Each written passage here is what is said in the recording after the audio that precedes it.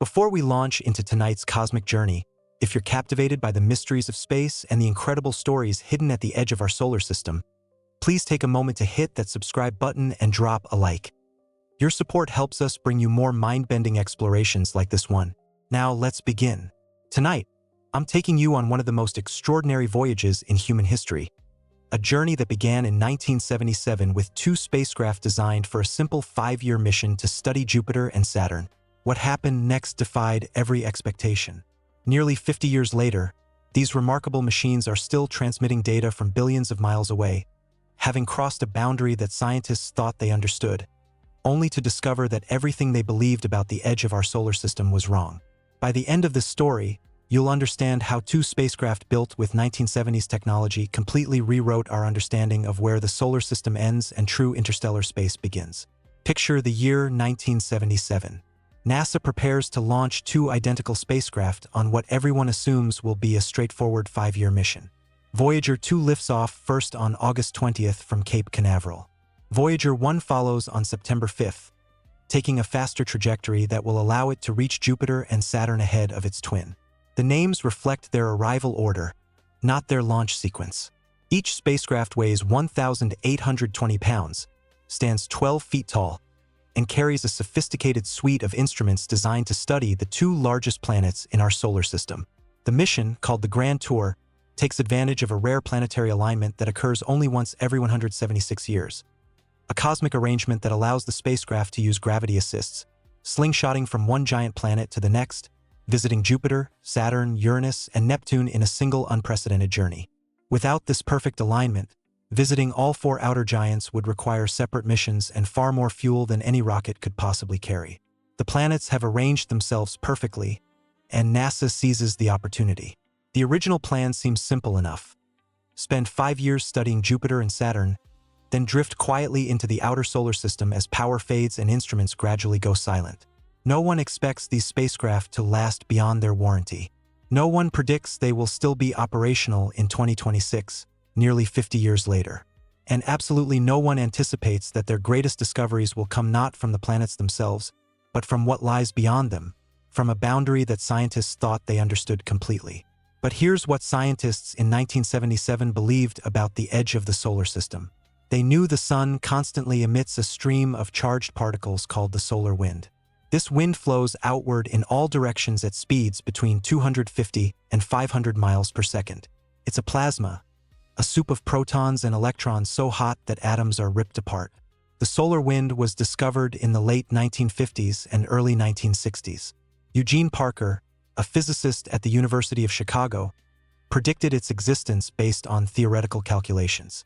He showed that the sun's corona, the outermost layer of the solar atmosphere, is so hot that it cannot be gravitationally bound. The gas must flow outward continuously. Parker's prediction was controversial at first. Some scientists thought the solar wind must be transient, occurring only during solar storms. But spacecraft measurements in the early 1960s confirmed that the solar wind flows continuously, every day, every year, regardless of solar activity level. The sun is constantly losing mass through this wind, about 1 million tons per second. That sounds like a lot, but the sun is so massive that it would take trillions of years to lose a significant fraction of its mass this way. Eventually, this solar wind has to hit something. Cannot expand forever. The galaxy isn't empty.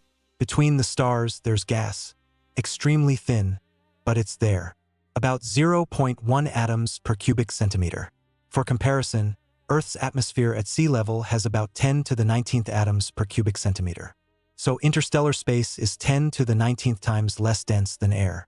It's a better vacuum than we can create in our best laboratories. But it's not nothing. Over cosmic distances, even this tenuous gas has mass, pressure, and momentum. The interstellar medium is also moving, not because it has its own bulk flow, but because the sun is moving through it. Our entire solar system orbits the galactic center at about 137 miles per second. That's about 490,000 miles per hour. From the sun's reference frame, the interstellar medium is a headwind blowing past at that speed. Where the solar wind meets the interstellar medium, a boundary forms. Scientists call it the Heliopause, the place where the sun's influence ends and true interstellar space begins. the place where the outward pressure of the solar wind equals the inward pressure of the interstellar medium. Beyond the heliopause is space that's no longer dominated by the sun. Space where the galactic magnetic field dominates, where galactic cosmic rays flow freely, where the properties are determined by the galaxy rather than by our star. By the 1980s and 90s, scientists had built sophisticated computer models of this boundary. They ran three-dimensional magnetohydrodynamic simulations. These simulations included magnetic fields, plasma dynamics, and the effects of the sun's motion through the interstellar medium. They predicted the heliopause would be roughly spherical, maybe slightly elongated like a comet's tail, perhaps somewhat stretched in the direction opposite the sun's motion, forming a tail but basically symmetric, a bubble surrounding the sun at a fairly consistent distance in all directions. They calculated it should be at about 90 to 100 astronomical units from the sun. 1 AU is the distance from Earth to the sun, roughly 93 million miles. So 90 to 100 Australian dollars meant about 8.4 to 9.3 billion miles. This seemed reasonable based on the data available. Models assumed the interstellar medium was fairly uniform in density and pressure. They assumed the sun wasn't moving too fast through it. They assumed the solar wind output was fairly constant. All reasonable assumptions based on limited data available in the 1980s and 90s. They knew the solar wind strength from measurements near Earth. They estimated the interstellar medium's pressure from astronomical observations. They ran the equations. 90 to 100 Australian dollars. That's where Voyager should cross. Before reaching the heliopause, the solar wind would encounter a shock wave called the termination shock. This happens because the solar wind is supersonic. It's moving faster than the speed at which pressure waves can travel through the plasma. The speed of sound in a gas depends on temperature and composition. In the solar wind plasma, the sound speed is typically around 30 to 60 miles per second. The solar wind is flowing at 250 to 500 miles per second, so it's moving at 5 to 10 times the sound speed. The supersonic, or more precisely supermagnetosonic, because magnetic fields affect wave propagation in plasma.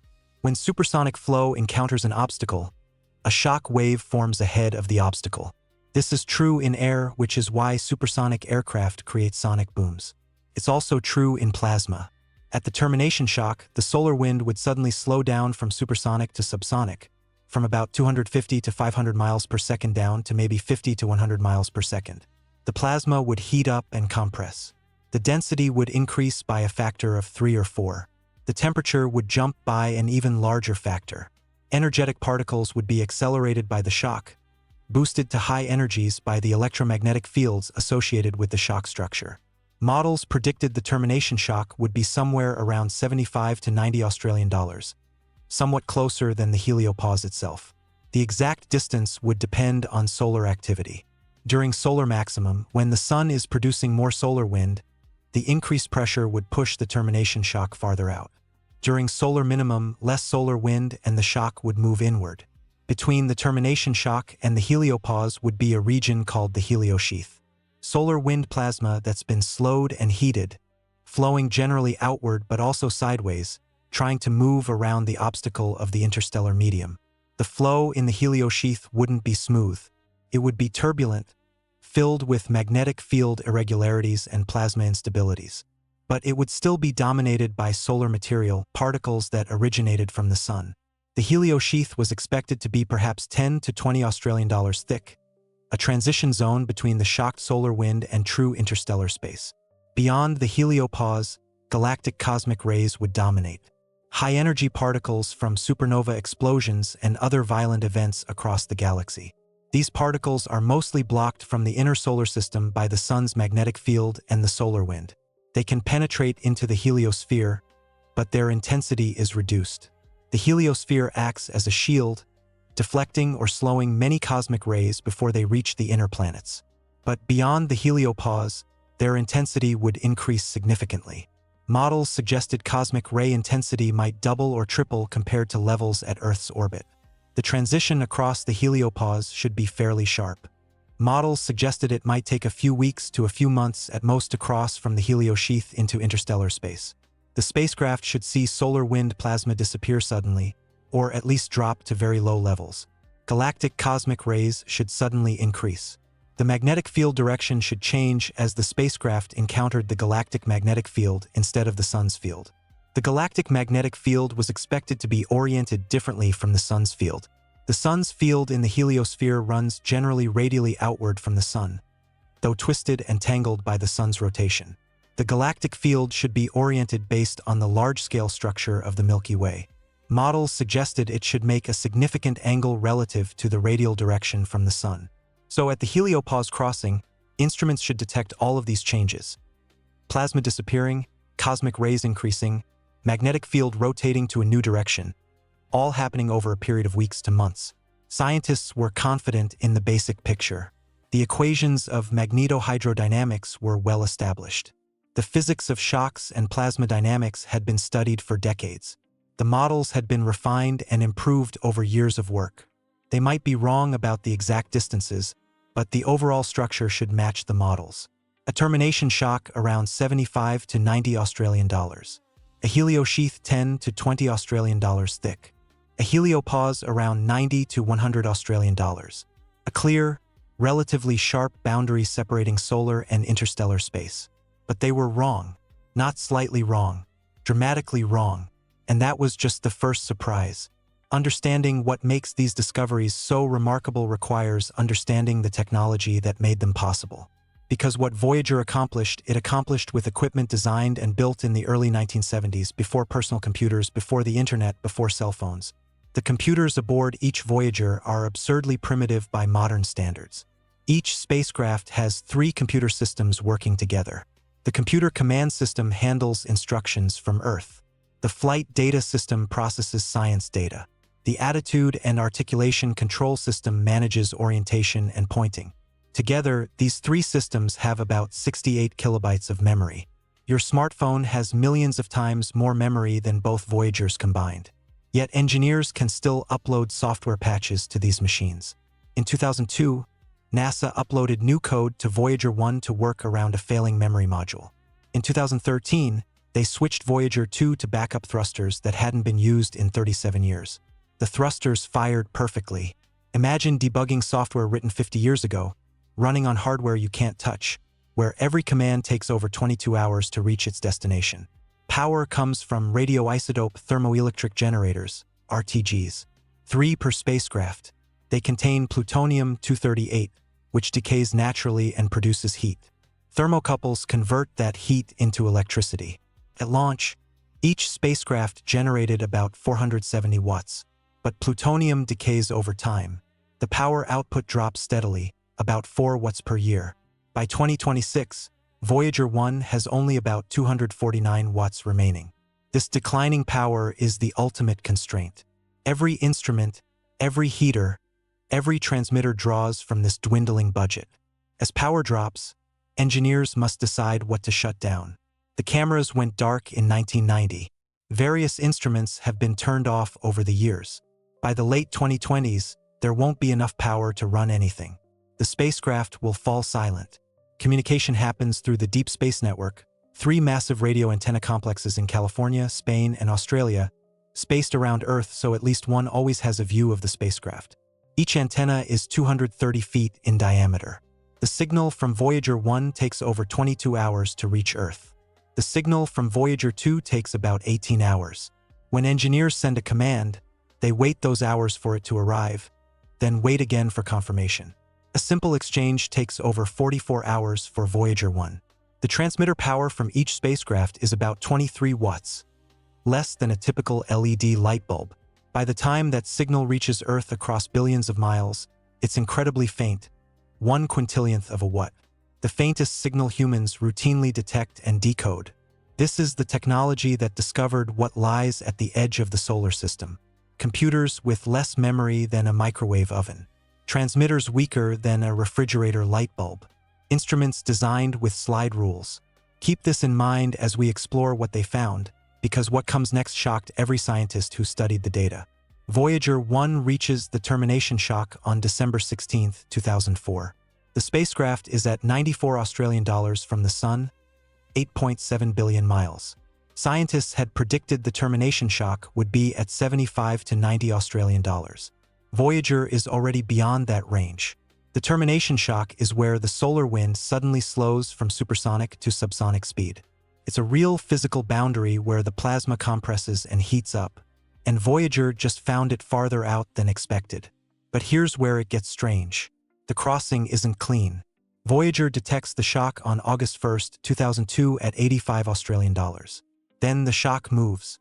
Over the following months, the boundary shifts outward. Voyager finds itself back in supersonic solar wind.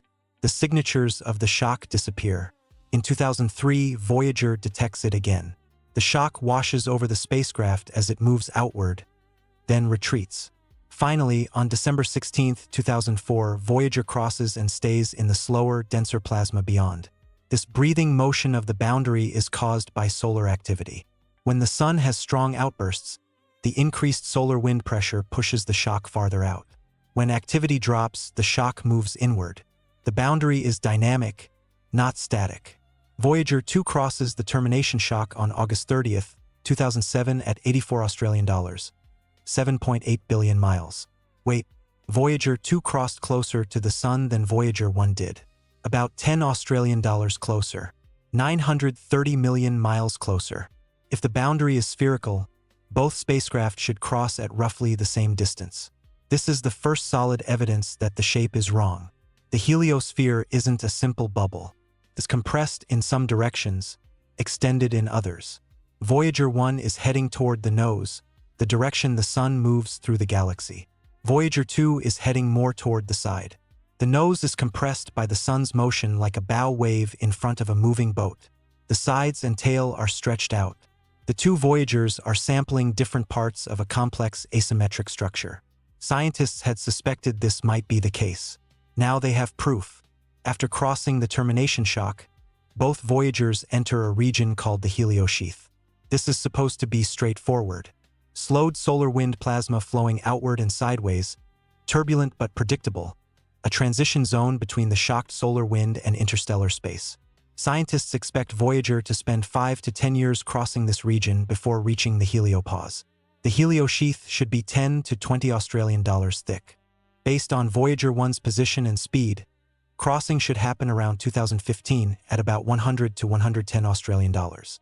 But starting in 2010, something unexpected happens. Voyager 1 begins detecting increasing levels of galactic cosmic rays.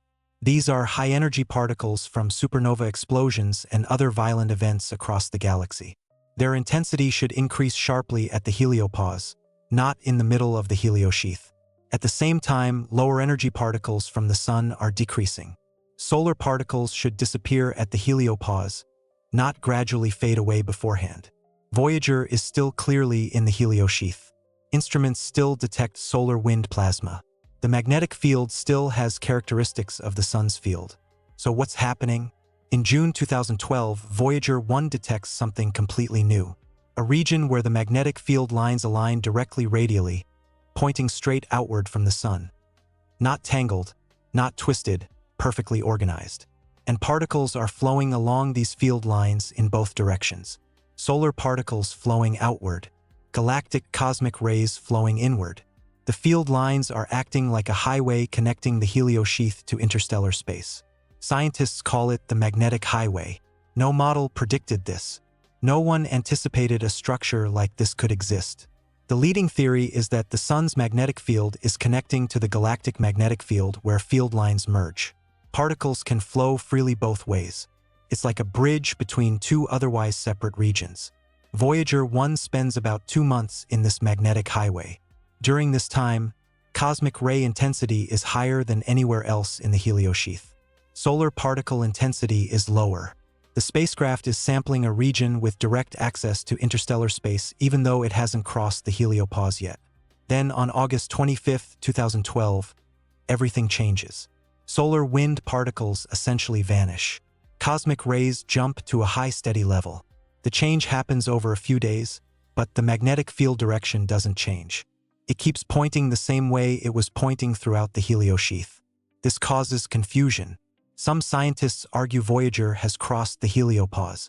The disappearance of solar particles and surge in cosmic rays suggests it has. Others argue the lack of magnetic field rotation means it hasn't. Maybe it's in some intermediate region. Maybe the heliopause has multiple layers. The debate continues for over a year. Finally, in September 2013, NASA officially announces Voyager 1 crossed the heliopause in 2012. The spacecraft is at 121 Australian dollars, 11.2 billion miles from the Sun, far beyond where models predicted, not 90 to 100 Australian dollars. 121 20 to 30% farther than expected, 2.4 billion miles beyond the predicted boundary. This is shocking discovery number 1. The heliopause isn't where scientists thought it would be. And it's not just a small error. It's billions of miles off.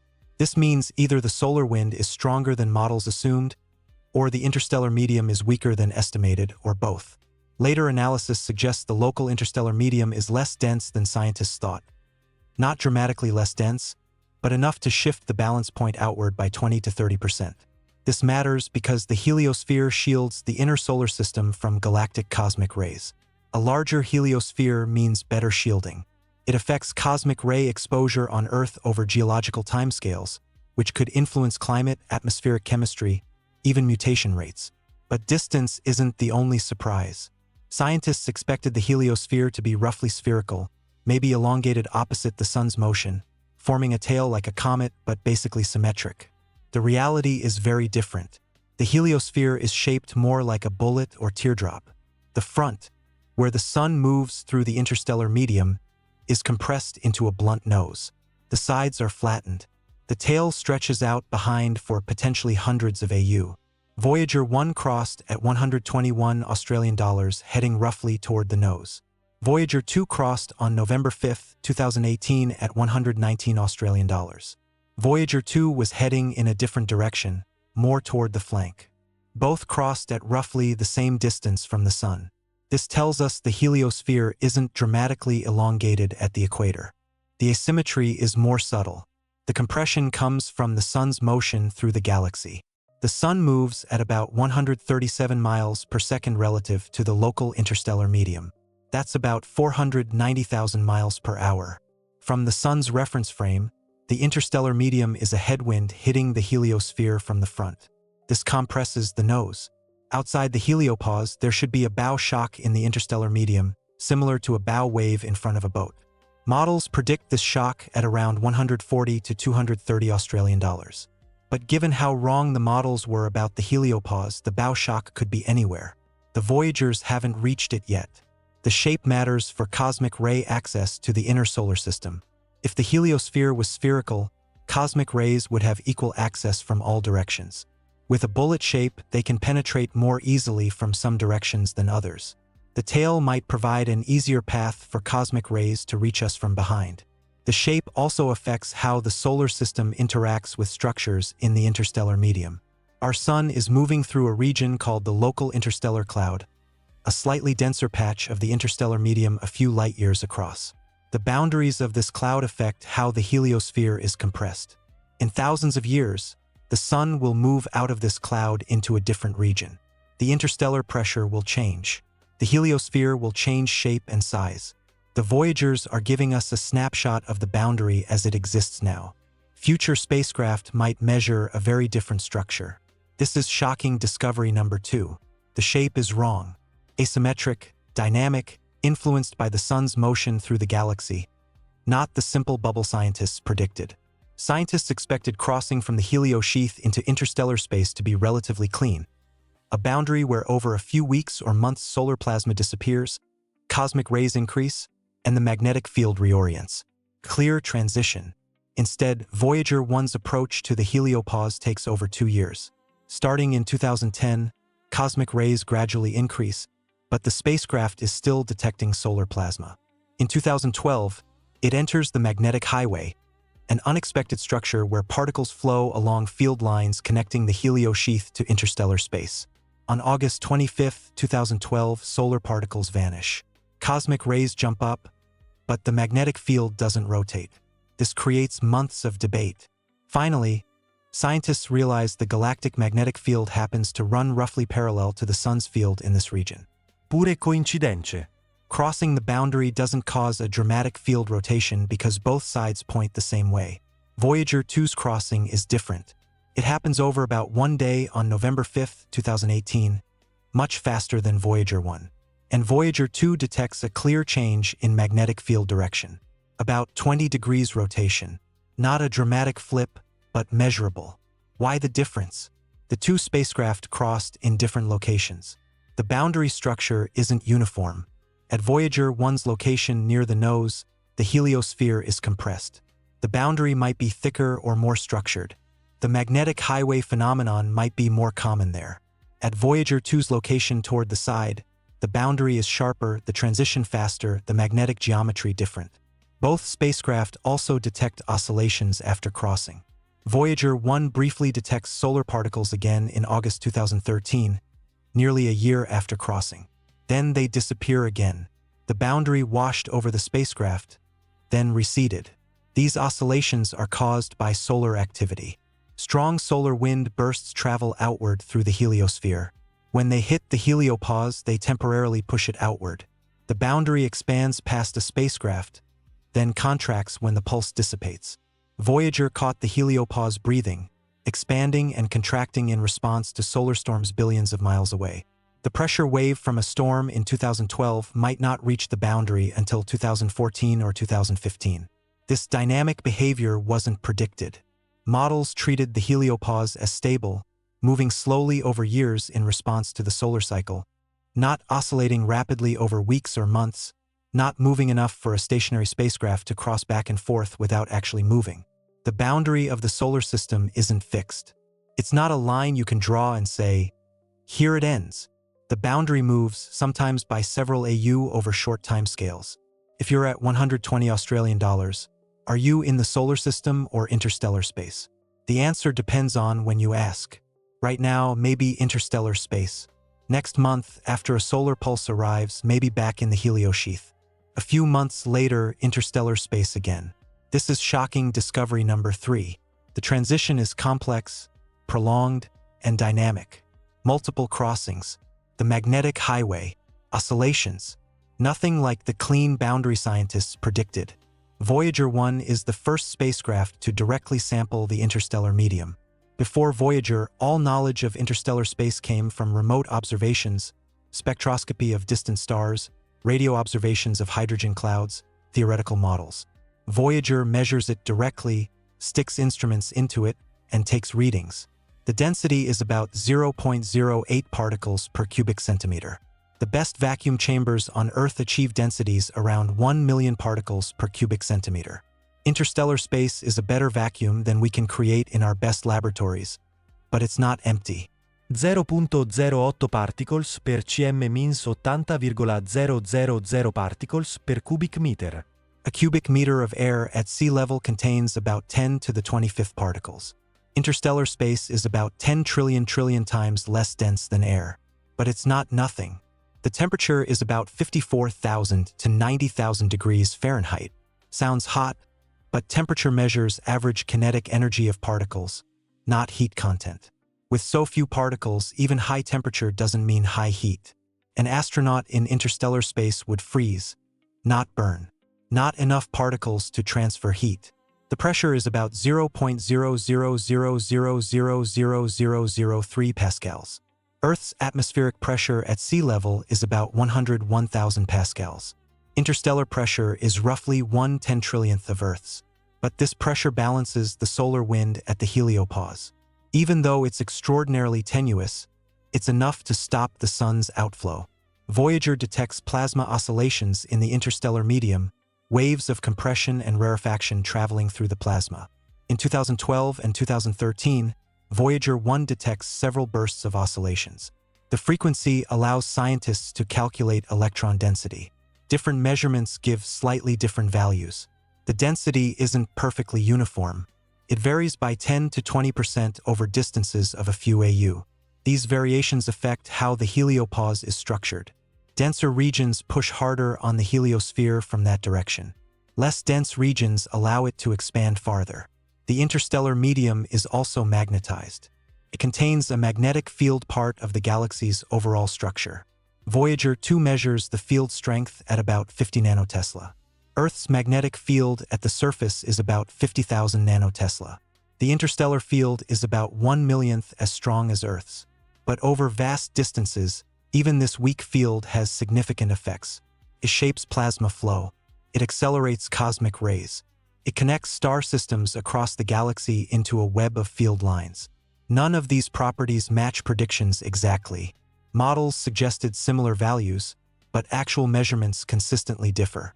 Density a bit higher or lower than expected. Temperature slightly different. Magnetic field strength and orientation not quite what models predicted. Every measurement refines understanding and forces scientists to update models. This is shocking discovery number 4. Interstellar space properties don't match the models. The first direct measurements revealed differences in density, temperature, pressure, and magnetic field. Small differences, but enough to matter. One of Voyager 1's most surprising findings is detecting what scientists call tsunami waves, shock waves traveling through the interstellar medium caused by the Sun. When the Sun produces a powerful outburst, a coronal mass ejection or strong solar wind burst, that pulse travels outward through the heliosphere. When it reaches the heliopause, it hits like a hammer. The impact launches a shock wave into the interstellar medium. These waves travel at the sound speed in the interstellar plasma, about 60 miles per second, much slower than the solar wind, but fast enough to cross several AU in a year. Voyager 1 detects the first tsunami in October and November 2012. The plasma wave instrument detects oscillations lasting several weeks. Specific frequency allows calculating electron density. A second tsunami arrives in April and May 2013. Different frequency, indicating density has changed slightly. A third in March 2014. A fourth in 2015. Each wave traces back to a solar event years earlier. The Sun has a major outburst. The pulse travels outward at supersonic speed through the heliosphere, hits the heliopause, launches a shock wave into interstellar space. Months or years later, Voyager detects the wave passing over it. This reveals the Sun's influence extends far beyond the heliopause, not as solar wind plasma, which is confined to the heliosphere, but as pressure waves, shock waves that travel through the interstellar medium. These waves probably don't travel indefinitely. They gradually dissipate as energy spreads over larger area, but they can travel significant distances, possibly tens of AU beyond the heliopause. The detection also confirms Voyager crossed the heliopause.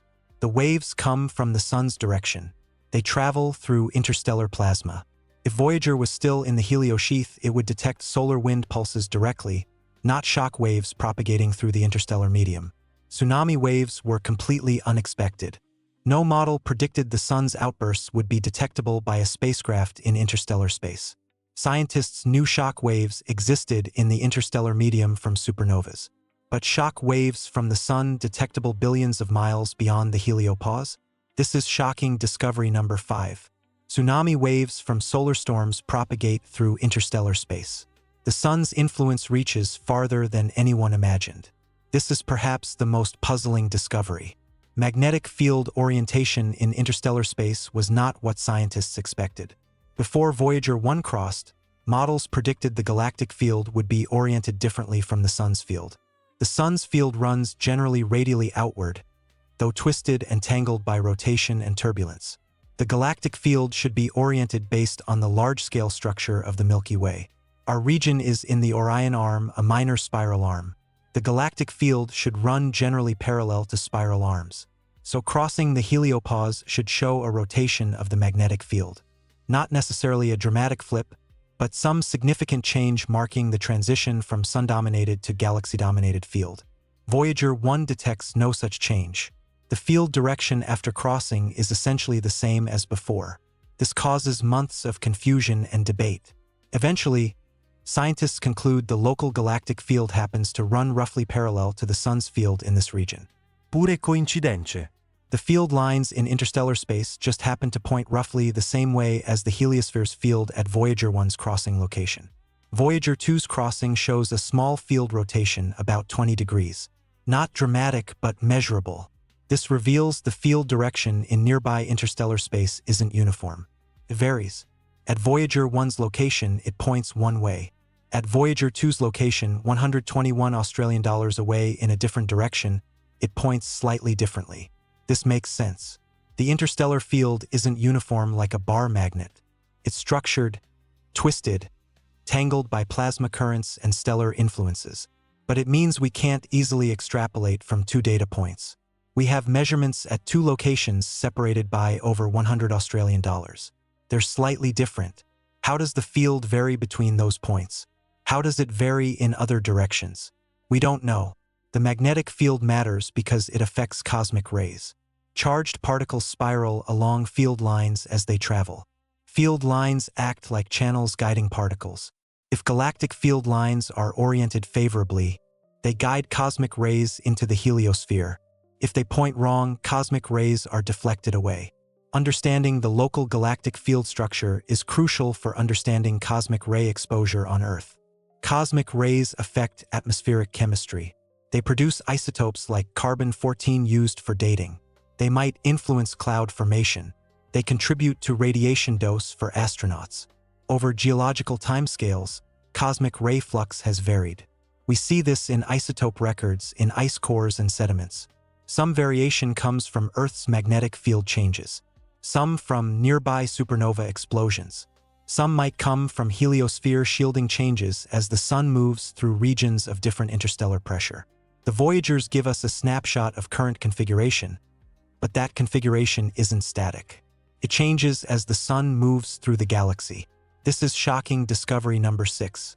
The magnetic field orientation was unexpected, and it varies from one location to another just over 100 Australian dollars apart. Galactic cosmic rays are high-energy particles, mostly protons, from outside the solar system. Accelerated by supernova shock waves, pulsar winds, and other violent events, they carry energies from millions to trillions of electron volts. Some reach energies beyond what the Large Hadron Collider achieves. The Voyagers measure cosmic ray intensity and composition. Goal: understanding how the heliosphere shields us from galactic cosmic rays. As Voyager 1 moves through the heliosheath, cosmic ray intensity gradually increases. Expected: the deeper into the heliosheath, the weaker the shielding, the more cosmic rays penetrate. But the direction cosmic rays come from is surprising. Scientists expected roughly equal intensity from all directions. Instead, there's asymmetry, more from some directions than others. After Voyager 1 crosses the Heliopause, cosmic ray intensity jumps to a new level, about 10 to 20% higher than in the heliosheath. This confirms the heliosphere provides shielding. Even the outer heliosheath billions of miles from the Sun reduces cosmic ray intensity by 10 to 20% compared to interstellar space. But again, the directional distribution is unexpected. Cosmic rays aren't coming uniformly. Clear enhancement from certain directions, deficit from others. Voyager 2 confirms this after crossing.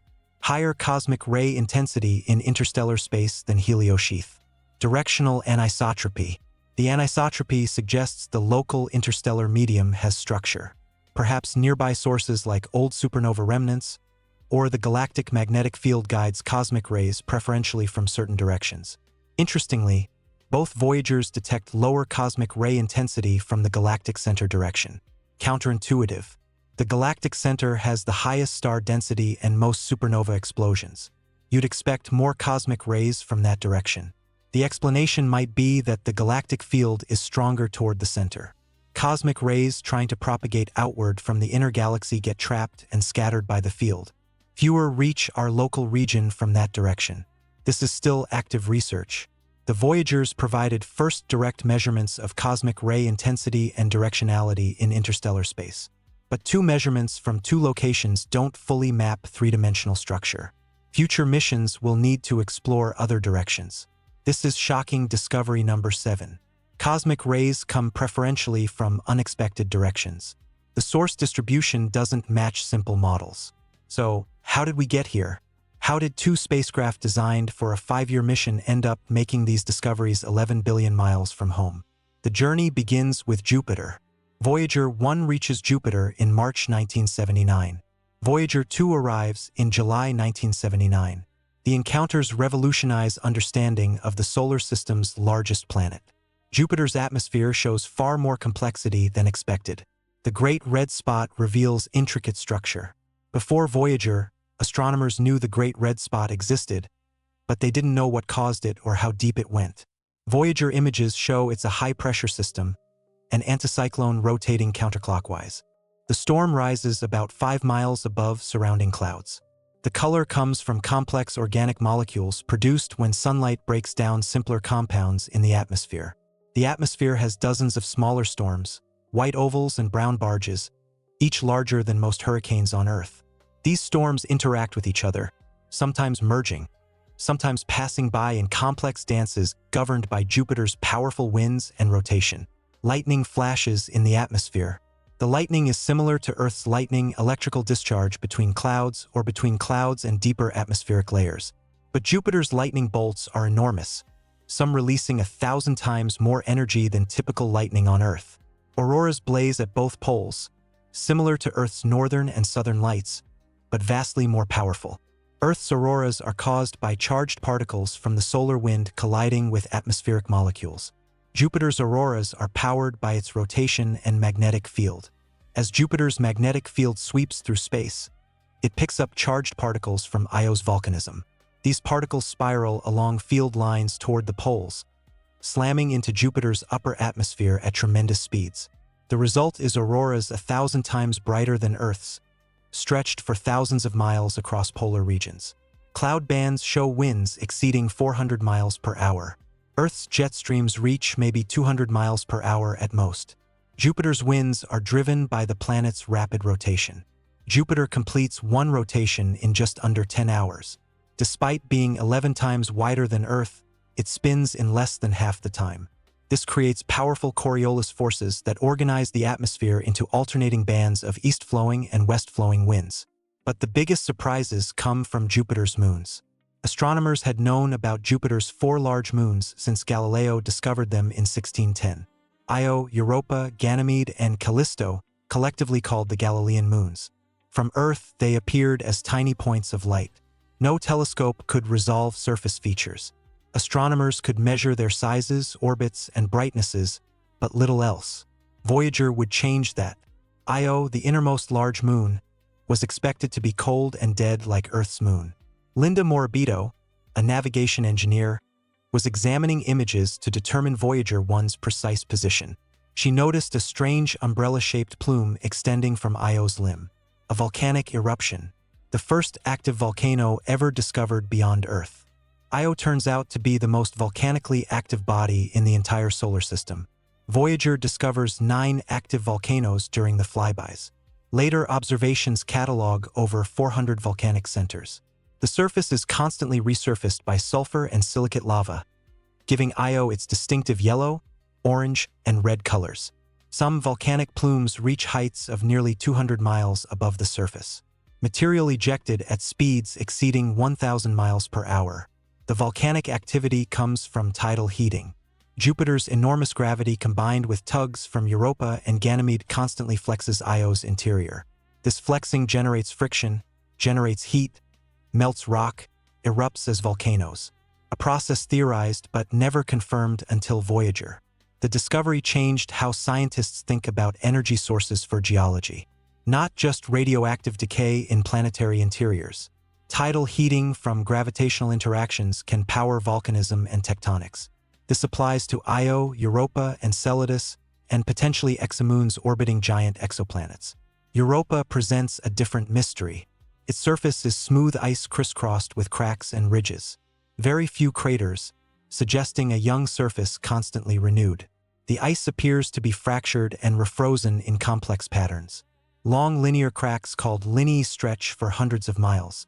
Some regions show chaotic terrain where the ice appears to have broken apart and reformed. The implication is profound. Beneath that ice might be liquid water. An ocean kept liquid by tidal heating, though less than Io's. The same gravitational interactions that tear Io apart might be gently warming Europa's interior enough to keep water liquid beneath the ice shell. Voyager can't prove the ocean exists. Evidence is circumstantial, based on surface features and models. But the possibility that Europa might harbor a subsurface ocean makes it one of the most intriguing targets for searching for life beyond Earth. Later missions, particularly Galileo in the 1990s and 2000s, would provide stronger evidence for the ocean. Magnetic field measurements suggesting a conducting layer beneath the surface. Surface composition showing salts that might come from an ocean below. But Voyager provided the first hints. the first suggestion that an icy moon might hide an ocean. Ganymede, the largest moon in the solar system, shows a complex surface. Old dark terrain covered with craters, younger brighter terrain with grooves and ridges. The moon appears to have undergone geological resurfacing at some point in its history. Callisto, the outermost Galilean moon, is heavily cratered. Its surface is ancient, perhaps unchanged for billions of years, a stark contrast to Io's constantly renewing surface. Voyager also discovers Jupiter has rings, faint, made of dust-sized particles, nothing like Saturn's spectacular ice rings. Astronomers had suspected rings might exist, but had never detected them from Earth. Voyager 1 confirms their existence in 1979. The rings are thin and faint, but they're there. The discovery suggests ring systems might be common around giant planets. Perhaps all giant planets have rings, some spectacular like Saturn's, others faint like Jupiter's. By the time Voyagers leave Jupiter, they've returned more data than all previous observations combined. Thousands of images, measurements of magnetic fields, radiation environments, atmospheric composition, data on 4 major moons and several smaller ones. Discovery of a ring system. The mission is a spectacular success, and Saturn is next. Voyager 1 reaches Saturn in November 1980. Voyager 2 arrives in August 1981. Saturn's rings had been observed since Galileo first saw them in 1610, though he didn't understand what he was seeing. He thought Saturn had ears or handles. It wasn't until the 1650s that Christian Huygens realized Saturn was surrounded by a ring. By the 1980s, astronomers knew Saturn had multiple rings separated by gaps: the A ring, B ring, C ring, the Cassini division, a large gap between the A and B rings. But they had no idea of the true complexity. Voyagers reveal each visible ring is actually thousands of individual ringlets. Complex structure on scales that couldn't be resolved from Earth. The rings aren't solid or continuous. They're made of billions of individual particles ranging in size from dust grains to house-sized boulders. Each particle orbits Saturn independently, following the laws of orbital mechanics. The rings show waves, braids, kinks, and spokes, dark radial features that rotate with the rings. The mechanism for the spokes wasn't immediately understood. Later analysis suggested they're caused by electrostatic levitation of dust particles above the ring plane. Shepherd moons, tiny satellites orbiting near ring edges whose gravity herds ring particles and maintains sharp boundaries. Prometheus and Pandora, 2 small moons flanking the F-ring, keep that ring confined through their gravitational influence. The F-ring shows braided structure unlike anything seen elsewhere. 3 or 4 strands that appear to wind around each other. Later observations show the braids change over time as the shepherd moons perturb the ring particles. The level of complexity is astonishing. Saturn's rings aren't just bands of debris. They're a dynamic system where gravity, orbital mechanics, and particle collisions create structure on every scale, from features spanning thousands of miles down to individual particles a few feet across. Density waves propagate through the rings, similar to sound waves, but caused by gravitational resonances with Saturn's moons. Where particles orbit at specific ratios to a moon's orbit, the repeated gravitational tugs create waves. These waves compress and rarefy the ring material, creating spiral patterns. Bending waves also appear. These cause the ring plane to warp vertically in response to gravitational perturbations. The rings are thin, incredibly thin, thousands of miles across, but only about 30 feet thick in most places. Thinner than a sheet of paper. If you scaled Saturn down to the size of a beach ball, the rings would be thinner than a human hair. Titan, Saturn's largest moon, was known to have an atmosphere, the only moon in the solar system with a thick atmosphere comparable to a planet's. This had been known since the 1940s when Gerard Kuiper detected methane absorption in Titan's spectrum. Voyager 1 makes a close flyby, passing within 2,500 miles. The spacecraft sacrifices visiting other targets to make this close approach. The trajectory that allows a close Titan flyby prevents Voyager 1 from continuing to Uranus and Neptune. That's why Voyager 2 takes over for the ice giants. But the Titan encounter is worth it. The atmosphere turns out even thicker than expected. Surface pressure about 1.5 times Earth's at sea level. That's higher pressure than on any other moon or planet except Venus. Composition primarily nitrogen like Earth's. About 95% nitrogen, but with methane and other organic compounds making up the rest. Methane, ethane, propane, acetylene. Complex organic chemistry happening in the atmosphere. The surface is hidden beneath opaque orange haze. Layers of photochemical smog created when sunlight breaks down methane. The smog particles are tholins, complex organic molecules similar to the compounds that might have existed on early Earth. Voyager can't see through to photograph the surface. The cameras see only the top of the haze layer, but atmospheric data is fascinating. Temperature, pressure, composition, measurements at different altitudes. Titan has a methane cycle analogous to Earth's water cycle. Methane evaporates from the surface, forms clouds, rains back down. The surface likely has lakes or seas of liquid methane and ethane, rivers and streams flowing with liquid hydrocarbons. Organic chemistry driven by sunlight breaking down methane and creating complex molecules. The temperature at the surface is about minus 290 degrees Fahrenheit, cold enough that water ice is rock hard, but warm enough that methane can exist as a liquid. Titan becomes another high-priority target for future exploration. The Cassini mission would later orbit Saturn for 13 years.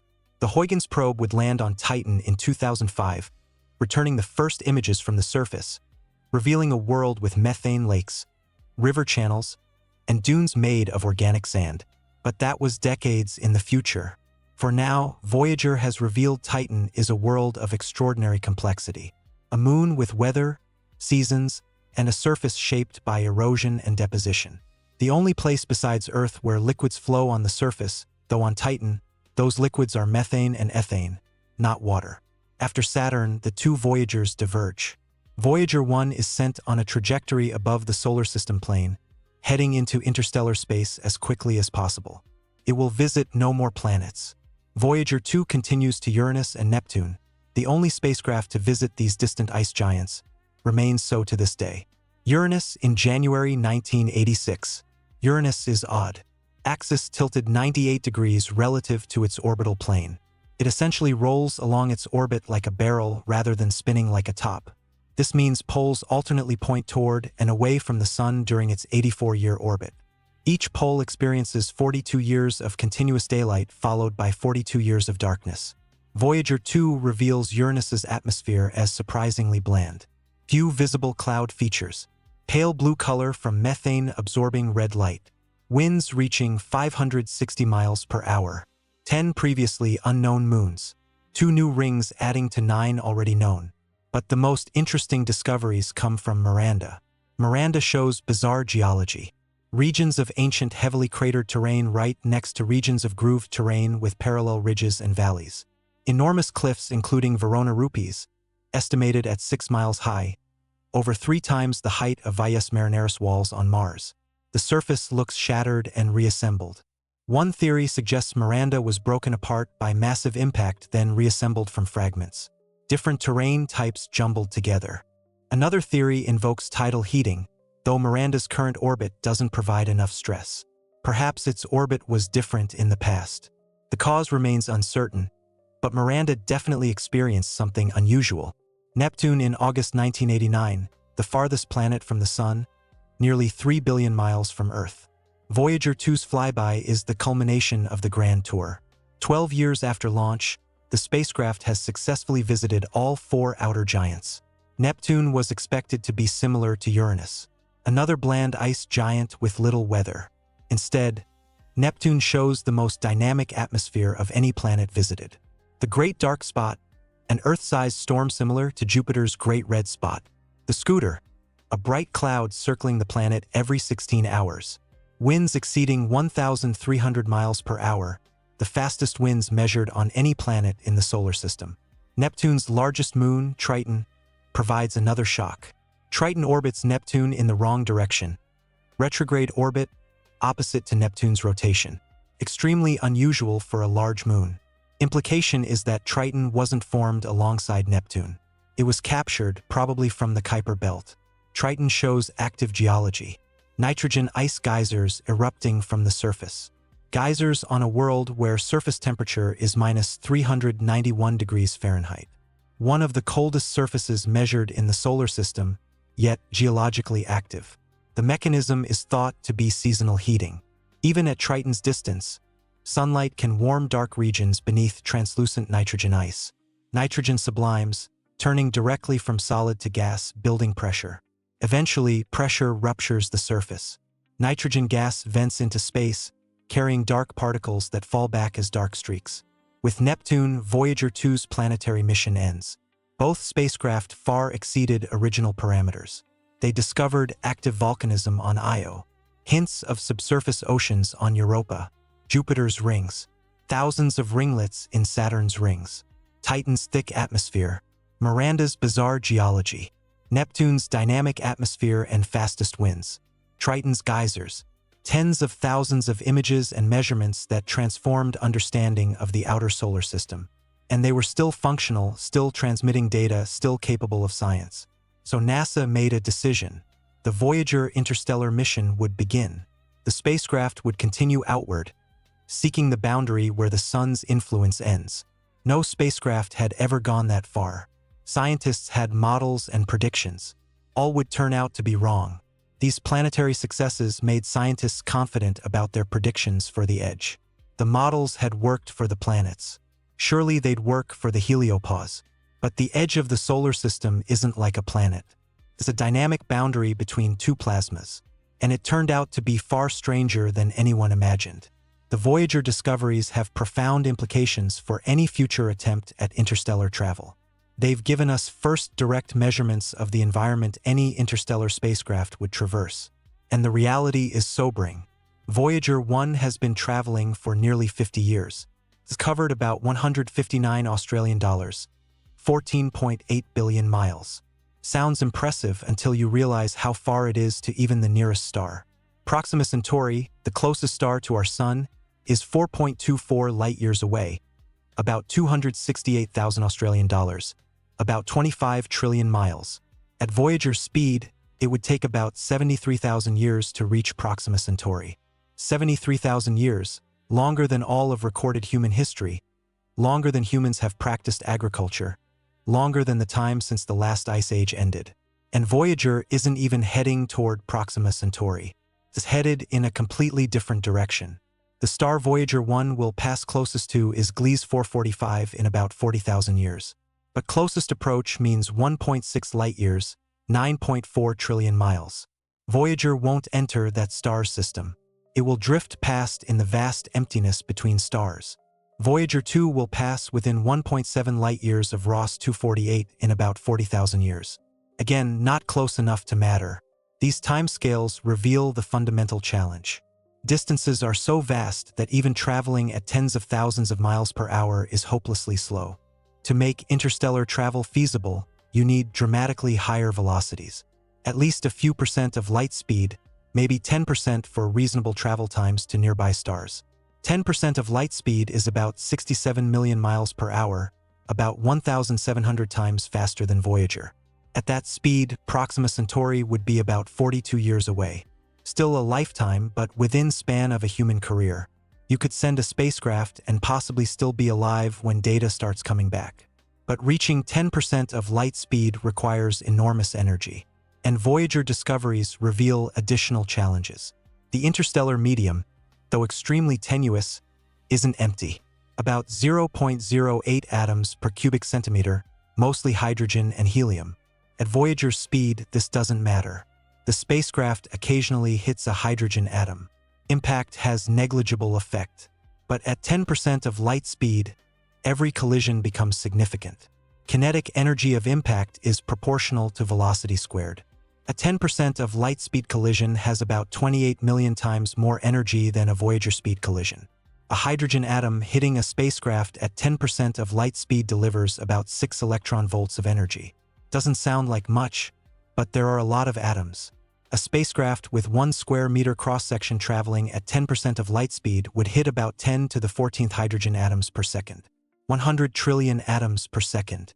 Each collision delivers tiny energy, but they add up. Total power deposited by atomic impacts would be several thousand watts continuously for years. This energy appears as heat in the spacecraft's hull, also as radiation damage.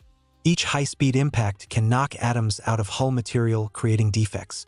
Over years, this accumulates. Materials become brittle. Electronics can be damaged. and that's just from neutral hydrogen. The interstellar medium also contains charged particles, cosmic rays. Voyager measured cosmic ray intensity in interstellar space at about twice the level in the inner solar system. Cosmic rays are high-energy particles with energies from millions to billions of electron volts, much more damaging than thermal hydrogen.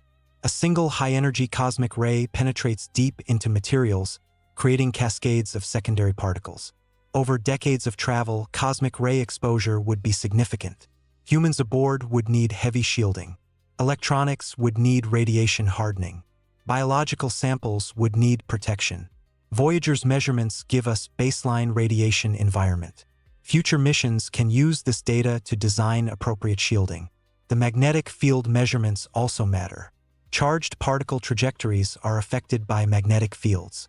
The galactic field is weak, only 50 nanotesla. But over vast distances, even weak fields deflect particles.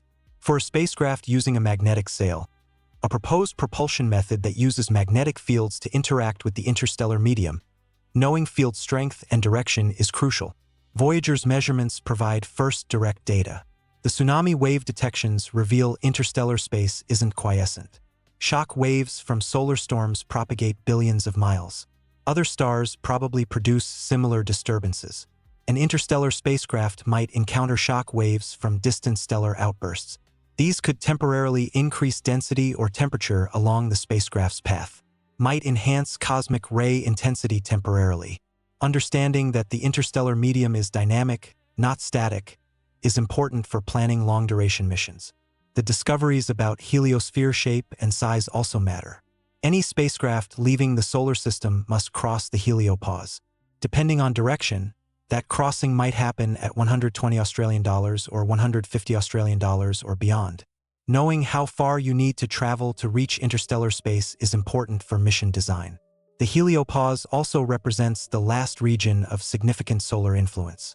Beyond it, a spacecraft is truly on its own. Communication delays become even more severe. At $120, signals take nearly 17 hours one way. At $1,000, over 5 days.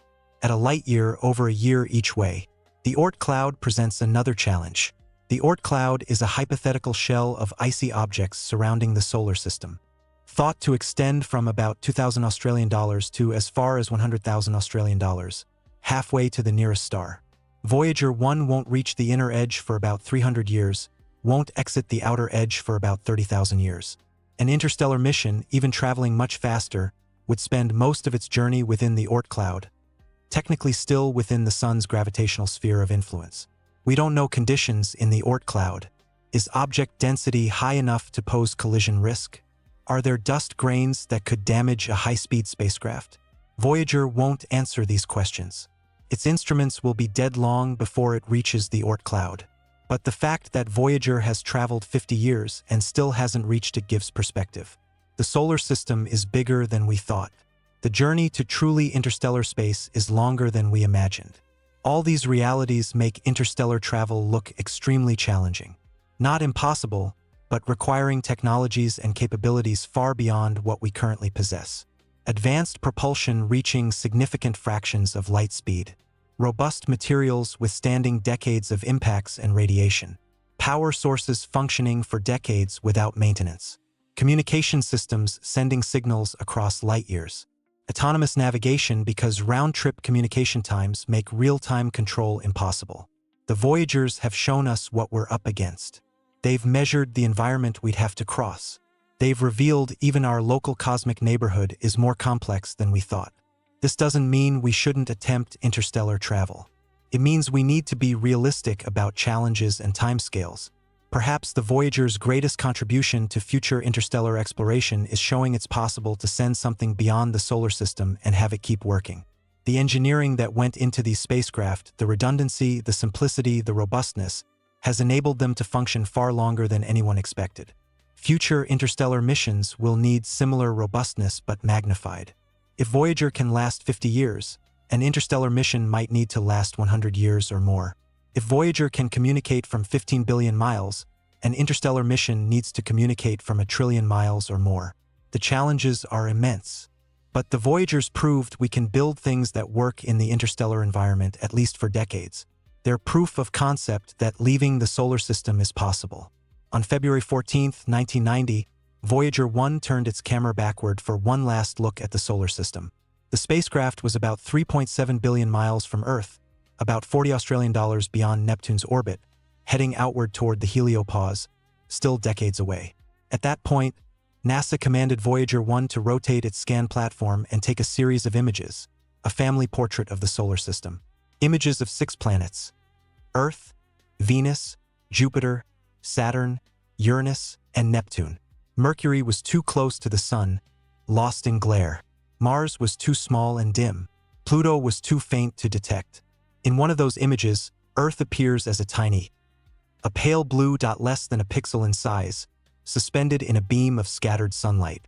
Carl Sagan, who had been a driving force behind including cameras on Voyager and who worked on the Golden Record, saw that image. He was moved to write one of the most profound reflections on humanity's place in the cosmos. He pointed out that everyone who had ever lived on that dot. Every human drama, every war, every romance, every triumph and tragedy. All of it played out on a mote of dust floating in a sunbeam. From Voyager's vantage point, Earth had no special significance. Just one planet among several. Smaller than Jupiter, fainter than Venus, indistinguishable except that we know it's there because we came from it. The pale blue dot image connects to Voyager's discoveries at the edge in a profound way. The spacecraft that took that image went on to cross the Heliopause. It entered interstellar space. It measured the galaxy beyond the Sun's influence. And from out there, from true interstellar space, Earth is even less significant. The entire solar system is a tiny bubble in the vastness of the galaxy. The Sun is one star among hundreds of billions. The heliosphere is one small region in the incomprehensible expanse of interstellar space. The discoveries the Voyagers made revealed that even our local cosmic neighborhood is more complex than we realized. If we are still learning about the boundary between solar system and interstellar space, how much more is there to learn about the galaxy, about the universe? The pale blue dot image is a reminder of scale, of how small we are, of how recent our presence is on cosmic timescales. Earth is 4.5 billion years old. Humans have existed for maybe 300,000 years. Civilization for maybe 10,000 years. Space exploration for less than 70 years. The Voyagers launched 49 years ago. They've been traveling for a human lifetime and they've barely left the solar system. They're in the very beginning of interstellar space, just beyond the Heliopause. The nearest star, Proxima Centauri, is 4.24 light-years away. At Voyager's speed, about 73,000 years to get there. The spacecraft aren't headed toward Proxima Centauri. They'll pass nearest to other stars in about 40,000 years at distances over a light-year. True interstellar travel, traveling between stars, visiting other planetary systems, remains far beyond our capability. The Voyagers are interstellar in the sense they've left the heliosphere. They're in the space between stars, but they're not traveling to other stars. They're just drifting. And yet, what they've accomplished is extraordinary. 2 spacecraft built with 1970s technology have traveled farther than anything humans have ever made. They've visited worlds no one had ever seen up close. They've crossed a boundary no spacecraft had ever reached. They've measured conditions that had only been theoretical. They've shown us the universe is always more complex than our models suggest. That there are always surprises waiting. That exploration reveals things we didn't know. The pale blue dot image captures that spirit of exploration. Looking back at where we came from, seeing it with new eyes, recognizing both how precious it is and how small it is, and then turning around and continuing the journey outward into the unknown. By 2026, nearly 50 years after launch, both Voyagers are still operational. This is extraordinary. The spacecraft were designed for 5-year missions. They've lasted 10 times longer than their design lifetime. But they're dying. Slowly, inexorably, the plutonium in their RTGs decays. Power output drops, and there's no way to replace or recharge the power sources. Voyager 1 is currently about 159 Australian dollars from the Sun, about 14.8 billion miles. Signal takes over 22 hours to reach Earth. Voyager 2 is about 132 Australian dollars, about 12.3 billion miles. Signal takes about 18 hours.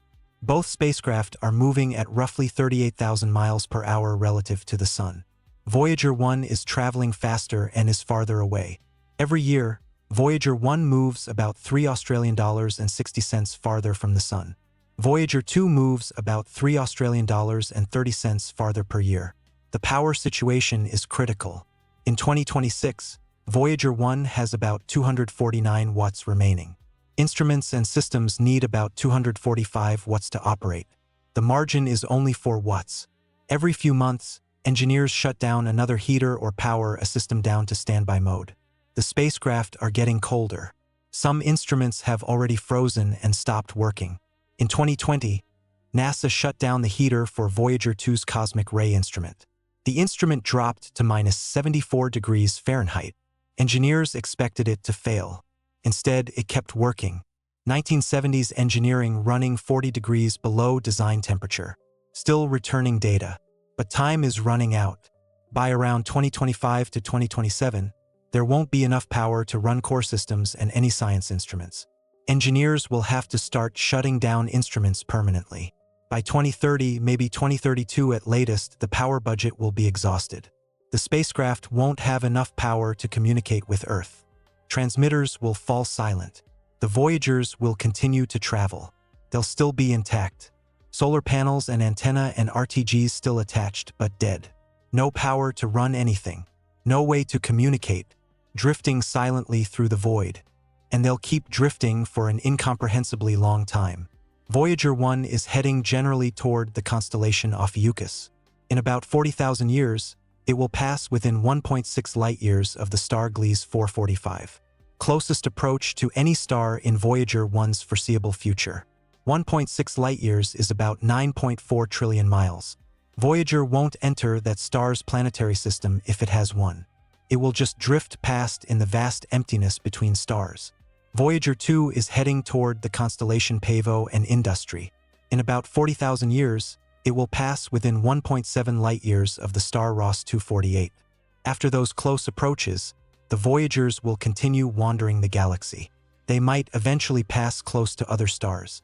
Over millions of years, encounters with stars and their gravitational fields will gradually change the Voyagers' trajectories.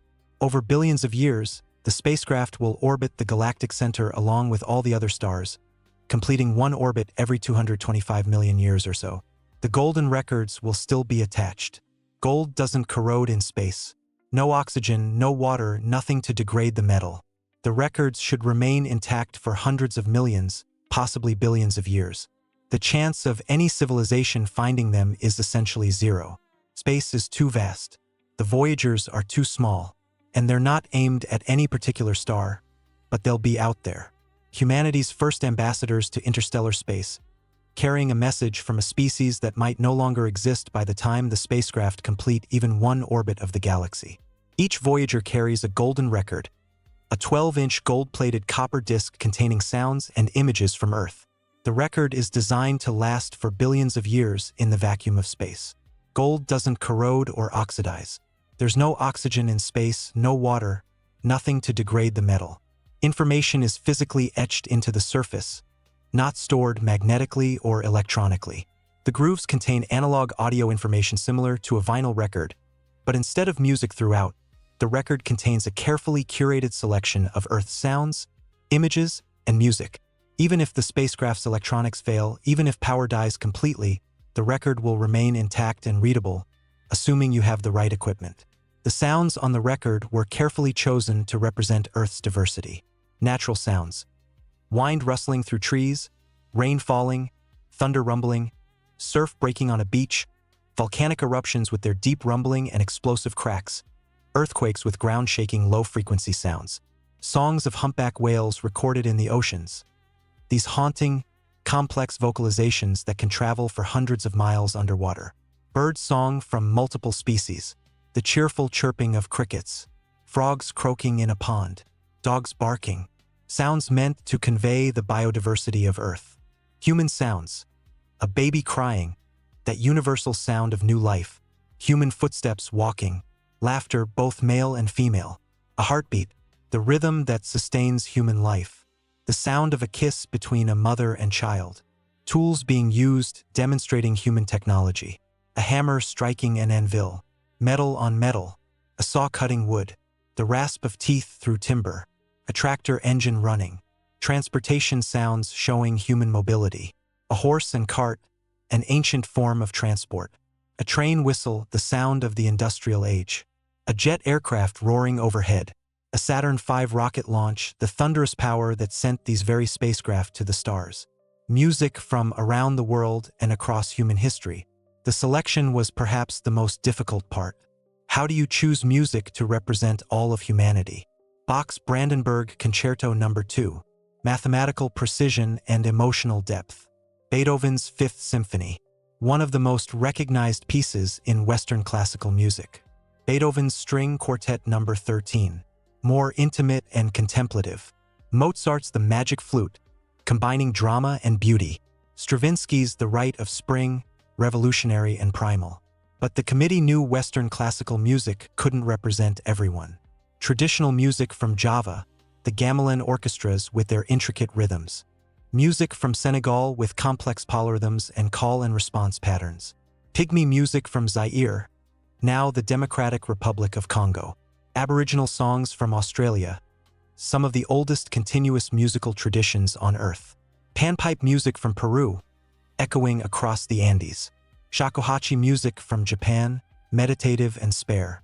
Chinese traditional music with its distinctive pentatonic scales. Indian classical music with its complex ragas and talas. Blues from the American South, expressing pain and resilience. Jazz, Louis Armstrong's distinctive trumpet and vocals. Rock and roll, Chuck Berry's guitar and lyrics about American teenage life. Georgian choir music with its dense polyphonic harmonies. Each piece chosen to represent not just a genre or culture, but something essential about human expression. The selection committee, led by Carl Sagan, struggled with difficult choices. Every piece of music, every sound represented thousands of alternatives that couldn't be included. There were arguments, debates, compromises. Some committee members wanted more contemporary pop music. Others felt classical music better represented humanity's artistic achievements. Some wanted religious music, hymns, and sacred chants. But which religions? Christianity, Islam, Hinduism, Buddhism, indigenous traditions? Including one might seem to slight others. The committee tried to balance representation with quality. Tried to include music from many cultures, though inevitably some were overrepresented and others underrepresented. How do you represent all of human culture on one disc? What defines us? What should we preserve? What would we want an alien civilization to know about us? Greetings in 55 languages from ancient Akkadian to modern English. Akkadian, a language dead for thousands of years, but representing humanity's ancient roots. Sumerian, another ancient language from Mesopotamia. Hittite, Latin, ancient Greek, modern languages spoken by billions. Mandarin Chinese spoken by over a billion people. Spanish, Hindi, Arabic, English, French, Russian. Each greeting is brief, just a few sentences. Peace and friendship. Greetings from the children of planet Earth. We hope someday, having solved the problems we face, to join a community of galactic civilizations. This record represents our hope and our determination and our goodwill in a vast and awesome universe. Similar sentiments in dozens of tongues. The greetings emphasize peace, friendship, and goodwill. A hopeful message from a species still struggling with war and division. Then there are the images. 116 pictures encoded digitally on the record. The images aren't stored as visible pictures. They're encoded as audio waveforms that can be decoded into visual images. Each image is translated into a series of tones representing brightness values for each pixel. Mathematical and physical definitions to explain our scientific understanding. Diagrams showing basic mathematics, numbers in binary, definitions of physical units, time, distance, mass. Chemical structures showing atoms and molecules. DNA structure, the double helix that carries genetic information in Earth life. Atomic structure showing electrons orbiting nuclei. The solar system structure showing the sun and planets. Earth's position as the third planet. Earth seen from space, the blue marble floating in blackness. Landscapes showing Earth's diversity. Mountains rising to the sky. deserts with wind-sculpted dunes, forests with dense vegetation, oceans with waves and beaches, human anatomy showing the structure of our bodies, reproduction showing how humans create the next generation. These images were controversial. Some committee members thought they were too explicit, but others argued that any intelligent species would need to understand human biology. People of various cultures, ages, and activities. A family eating a meal together, children playing, athletes running and jumping, people working, demonstrating human labor, architecture from different civilizations, the Great Wall of China, the Taj Mahal, modern skyscrapers, traditional houses from various cultures, food showing what and how humans eat, art, paintings, and sculptures demonstrating human creativity, technology showing tools, machines, telescopes, a supermarket showing the modern system of obtaining goods, a traffic jam showing urban transportation challenges and perhaps human overconsumption, a page from Newton's Principia showing the mathematical laws that govern motion. The images were encoded as audio signals, a technology that would have been familiar to anyone in 1977 who had seen early television or slow-scan television. Lines scan across the image and brightness at each point is encoded as an audio frequency. If the record is ever found by an extraterrestrial civilization, they would need to figure out that certain audio sections encode images. Not an impossible task for a civilization capable of retrieving a spacecraft in interstellar space. Clues are provided in instructions etched on the record's aluminum cover. The aluminum cover is itself a marvel of information encoding.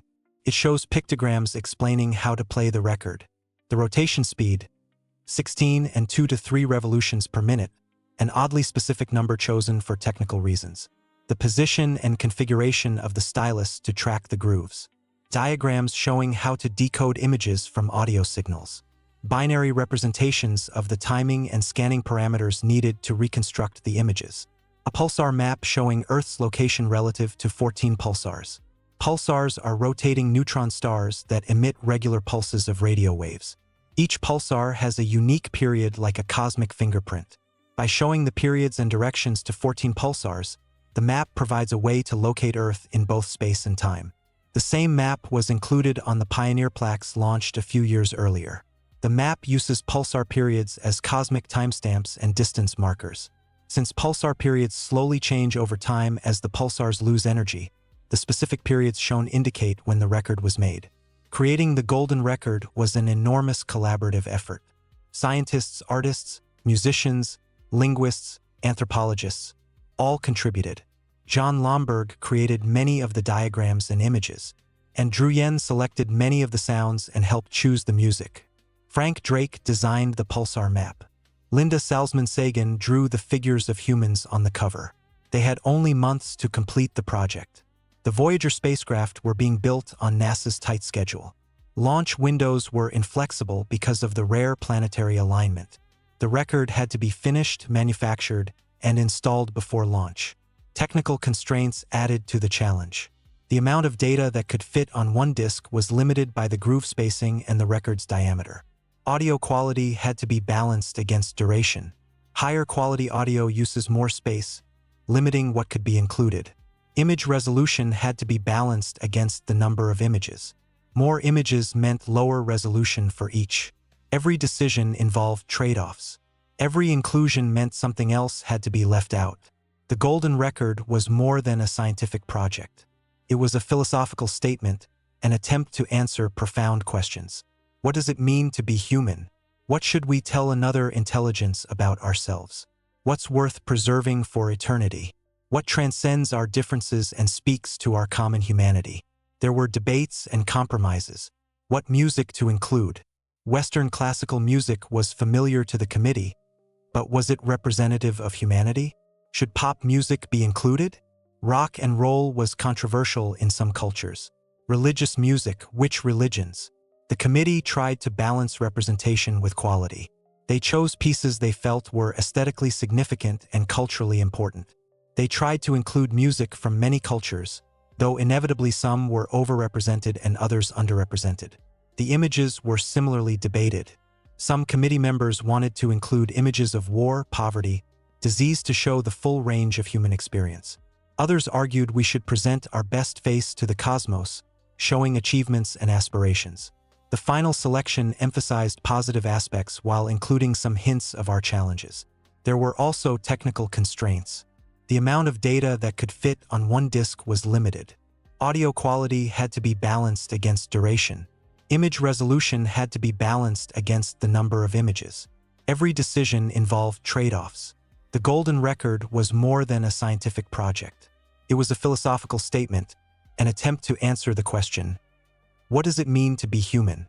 What should we tell another intelligence about ourselves? Carl Sagan and his team knew the chance of the record ever being found was vanishingly small. The Voyagers are tiny objects in the vastness of space. The galaxy contains hundreds of billions of stars. Space between stars is incomprehensibly vast. The probability that either Voyager will pass close enough to another star system to be detected is essentially zero. And even if one did pass close to a star system, the probability that a technologically advanced civilization exists there at the right time is even smaller. Most stars don't have planets. Most planets don't have conditions suitable for life. Most life doesn't evolve intelligence. Most intelligent species might not develop technology capable of interstellar observation and retrieval. The golden record is more likely to be destroyed than discovered. In billions of years, the Voyagers might collide with something. A planet, an asteroid, even a tiny dust grain at the wrong angle could catastrophically damage them. They might fall into a star. They might be destroyed by radiation over unimaginable timespans. But the act of creating the record was meaningful for us. It forced us to think about how we would explain ourselves to someone who knows nothing about us. What's important? What's universal? What transcends culture and time? The golden record is a snapshot of Earth in 1977. Some of the languages included are now extinct or endangered. Some of the music is no longer performed. Some of the images show things that no longer exist. But it's a time capsule, a message in a bottle thrown into the cosmic ocean. A declaration that we were here, that we existed, that we had thoughts and feelings and culture and dreams. If it's never found, that's okay. The value was in the creation, not the discovery. The value was in thinking about what matters, what endures, what we want to say about ourselves. And now that record is in interstellar space, attached to Voyager 1, traveling at 38,000 miles per hour through the interstellar medium that the spacecraft helped us discover. Carried on a vehicle built by a species that has existed for maybe 300,000 years, a mere eye-link on cosmic timescales. In 40,000 years, when Voyager 1 passes within 1.6 light-years of Gliese 445, will anything of human civilization remain? Will Earth still be habitable? Will we have spread to other stars? Will we have gone extinct? No one knows. But the golden record will still be there, still intact, still carrying its message. A testament to a moment when a young species looked up at the stars and dared to send a part of itself outward into the unknown. The Voyager program cost about $865 million total from start through Neptune encounter in 2026 dollars. That's several billion, but spread over the decades of the mission, it's a remarkably small investment for the return. For planets explored in detail, dozens of moons discovered or studied, first observations of volcanism beyond Earth, first hints of subsurface oceans on icy moons, first measurements of the termination shock, first crossing of the Heliopause, first direct sampling of the interstellar medium. Every textbook about the outer solar system uses images from Voyager. Every model of the heliosphere incorporates Voyager data. Every discussion of interstellar space references what the Voyagers found. The spacecraft rewrote our understanding of the solar system and its boundary. They showed that Io is geologically active, driven by tidal heating. This discovery changed how we think about energy sources for geology. Not just radioactive decay in planetary interiors. Tidal heating from gravitational interactions can power volcanism and tectonics. This applies to Io, Europa, Enceladus, and potentially exomoons orbiting giant exoplanets. They suggested Europa might have a subsurface ocean. This has driven decades of mission planning. Future missions to Europa are designed to search for signs of life in that ocean. If life exists there, it would prove life can arise independently in multiple locations, even in environments very different from Earth. They revealed the complexity of Saturn's rings. Thousands of ringlets, shepherd moons, resonances, waves. The rings are a natural laboratory for studying orbital mechanics and disk dynamics. Principles learned from Saturn's rings applied to protoplanetary disks around young stars, to accretion disks around black holes, to galaxy disks. They explored Uranus and Neptune, the only spacecraft ever to visit those planets. Everything we know about their atmospheres, magnetic fields, and moons comes primarily from Voyager 2's brief flybys. And then, after the planets, they continued into the heliosheath across the termination shock, through the magnetic highway across the Heliopause into interstellar space. They measured the distance to the Heliopause and found it farther than predicted. They measured the shape of the heliosphere and found it asymmetric. They measured the properties of the interstellar medium and found them different from models. They detected tsunami waves from solar storms propagating through interstellar space. They measured the galactic magnetic field and found it oriented unexpectedly. They mapped cosmic ray intensities and found anisotropies no one predicted. Every one of these findings required scientists to update their understanding, to revise models, to reconsider assumptions. This is the value of exploration, not just to confirm what we think we know, but to discover what we don't know, to find the surprises, to learn that reality is more interesting than our theories. The Voyagers were designed to explore the outer planets.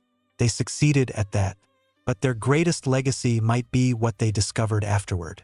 The evidence that we still don't fully understand even our own cosmic backyard. NASA is planning a follow-up mission called the Interstellar Probe. It's still in the concept stage with no firm launch date or budget, but the science goals are clear. Answer the questions the Voyagers raised.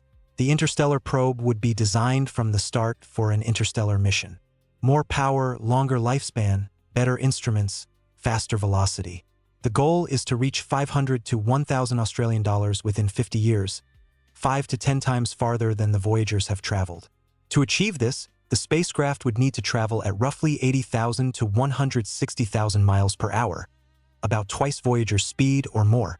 This requires either a more powerful launch system or a close solar flyby using solar thermal propulsion or some other advanced propulsion technology. The science goals include exploring the heliosphere's nose and tail in more detail. Voyager 1 crossed near the nose. Voyager 2 crossed toward the side. But what about the tail? How far does it extend? What's its structure? The Interstellar Probe would also explore the outer heliosphere more systematically. Voyager took point measurements along 2 trajectories. The Interstellar Probe could map larger regions, measuring how properties vary over distance and direction. And it would travel much farther into the interstellar medium. 500 to 1,000 Australian dollars is still incredibly close to the Sun on galactic scales, but it's far enough to see if the interstellar medium properties Voyager measured are typical or if they vary significantly over larger distances. The mission could also search for the Heliopause bow shock if it exists. Models predict a bow shock in the interstellar medium somewhere around 140 to 230 Australian dollars. But given how wrong models were about the Heliopause itself, the bow shock could be anywhere. The Interstellar Probe might find it or might not. Either result would be scientifically valuable. The spacecraft could carry advanced particle detectors to better characterize galactic cosmic rays, magnetometers to map the galactic magnetic field, plasma wave instruments to detect turbulence and waves in the interstellar medium, possibly even a camera to image the solar system from outside, taking a family portrait from interstellar space. But the mission is decades away. Design work is ongoing. Funding hasn't been secured. Even if everything goes perfectly, launch wouldn't happen until the 2030s at earliest. And the spacecraft wouldn't reach 500 Australian dollars until the 2080s. The scientists designing the mission probably won't live to see its primary results. This is the reality of interstellar exploration. The timescales are longer than human lifetimes. The Voyagers launched when many of the scientists analyzing their current data weren't even born. The engineers maintaining the deep space network weren't alive when the spacecraft were built. The people who will see the Voyagers' last transmissions are likely in elementary school or younger today. Science on these timescales requires institutional commitment, continuity across generations, a willingness to start projects whose conclusions you won't live to see. But that's what exploration requires. Lewis and Clark explored the western United States, but settlement took generations. Magellan's expedition circumnavigated the globe, but he died before the voyage was complete. Apollo landed humans on the moon, but we haven't returned in over 50 years. Progress isn't linear. It's fits and starts. periods of rapid advancement followed by consolidation or even retreat. The Voyagers represent a particular moment in history, a moment when funding was available, technology was adequate, planetary alignment was favorable, and institutional will existed to attempt something unprecedented. That moment might come again. The interstellar probe might launch. Humanity might send more spacecraft into the interstellar medium. Or it might not. The Voyagers might remain for decades or centuries the only spacecraft to have directly sampled interstellar space. Either way, what they discovered stands. The data exists. The measurements are recorded. The surprises are documented. Future missions will build on what the Voyagers learned. But even if no follow-up mission ever happens, the Voyagers achieved something permanent. They showed us what's out there at the edge of the solar system, in the space between stars. They showed us it's stranger, more complex, more dynamic than we thought. And they showed us we still have so much to learn. Tonight, we explored the shocking discoveries Voyager made at the edge of the solar system. 2 spacecraft launched in 1977 with computers less powerful than a modern calculator, built to last 5 years, still operational nearly 50 years later. They visited Jupiter and saw volcanism on Io, the first active volcanoes beyond Earth. They saw Europa's cracked ice surface, hinting at a subsurface ocean. They discovered Jupiter's ring system. They visited Saturn and revealed thousands of ringlets in the rings. They studied Titan's thick atmosphere. They measured magnetic fields and radiation environments. Voyager 2 visited Uranus and Neptune, the only spacecraft to ever reach those distant worlds. It photographed Miranda's fractured terrain. It discovered Neptune's great dark spot and measured winds exceeding 1,300 miles per hour. It studied Triton's geysers erupting on one of the coldest surfaces in the solar system.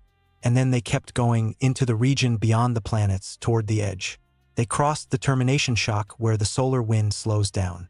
They traveled through the heliosheath, the turbulent boundary region. They discovered the magnetic highway, an unexpected structure no one predicted. Voyager 1 crossed the Heliopause on August 25, 2012 at 121 Australian dollars, far beyond where models predicted. Voyager 2 crossed on November 5, 2018 at 119 Australian dollars. They found that the Heliopause isn't where we thought, 2.4 billion miles farther than predictions.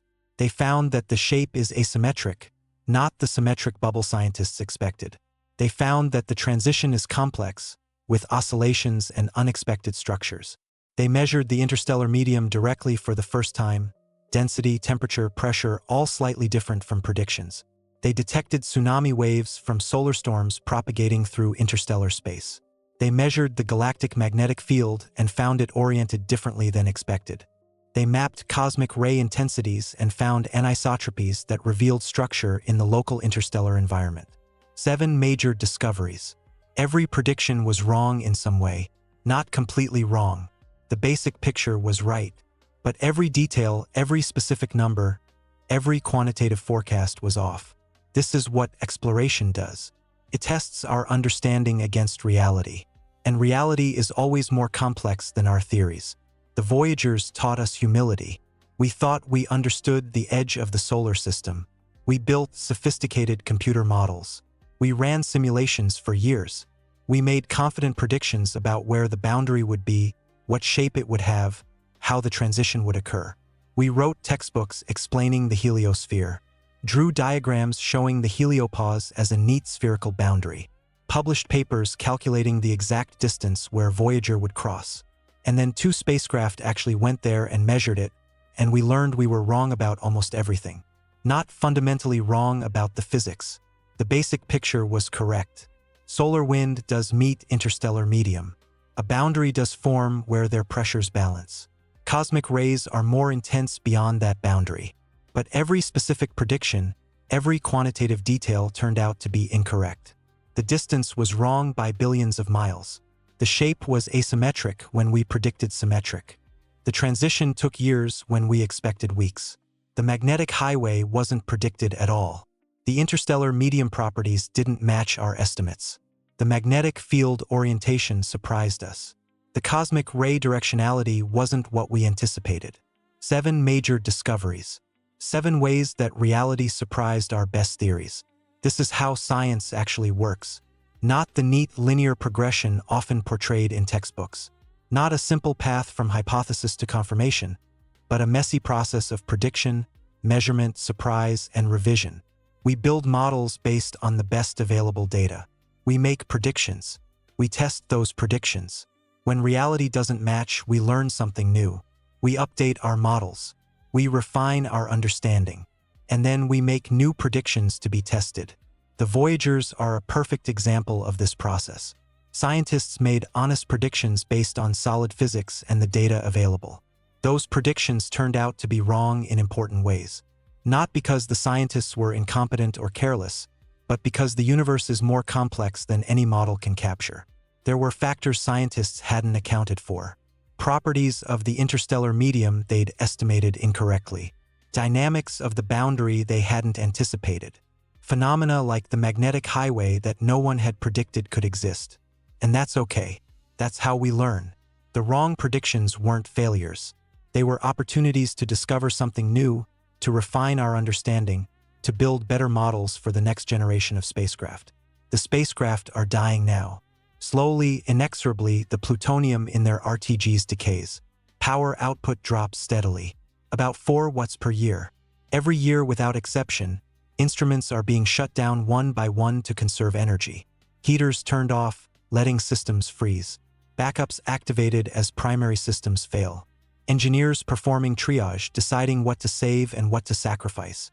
By 2030, maybe 2032 at the latest, there won't be enough power left. The transmitters will fall silent. The last signal will fade into the cosmic background noise, and the deep space network will no longer hear anything from that point in the sky. But they'll keep traveling. 38,000 miles per hour. Forever. Not slowing down because there's no friction in space. Not stopping because there's nothing to stop them. Just drifting outward year after year, decade after decade, century after century. Moving through the interstellar space they helped us discover. Through the medium they measured for the first time, past shock waves from solar storms and stellar outbursts, through varying densities and magnetic field structures. All unobserved now because their instruments are dead, all unrecorded because they can no longer communicate, but still happening, still real, still there, carrying the golden records with sounds and images from a planet billions of miles behind them. Bach and Beethoven and Chuck Berry drifting through the void. Greetings in 55 languages that no one will hear. Images of Earth and humans and our solar system that no one will see unless by some infinitesimal chance they encounter another civilization. In 40,000 years, they'll make their closest approaches to other stars. Voyager 1 passing within 1.6 light-years of Gliese 445. Voyager 2 passing within 1.7 light-years of Ross 248. Still over a light-year away from anything. Not close enough to say they've reached another star system. Not close enough for any gravitational interaction. Just passing by in the vast emptiness. The chance of anyone finding them is essentially zero. Space is too vast. The galaxy contains hundreds of billions of stars. The volume of space is incomprehensibly large. The Voyagers are too small, too cold, too dark to detect except at very close range. And they're not aimed at any particular star. They're just drifting in whatever direction their last trajectory corrections sent them. But they'll be out there for millions of years, billions of years, potentially until the sun burns out and becomes a white dwarf. Until the galaxy itself changes in ways we can barely imagine. Humanity's first ambassadors to interstellar space. Proof that a species that evolved on one small planet learned to build machines that could leave that planet, leave their home world, leave their solar system, and venture into the galaxy beyond. Even if we never hear from them again, even if they never encounter another civilization, even if they eventually fall into a star or are destroyed by a collision, they will have served their purpose. They explored the outer planets and revolutionized our understanding. They crossed the boundary and measured interstellar space for the first time. They showed us that our models were wrong and the universe is more complex than we thought.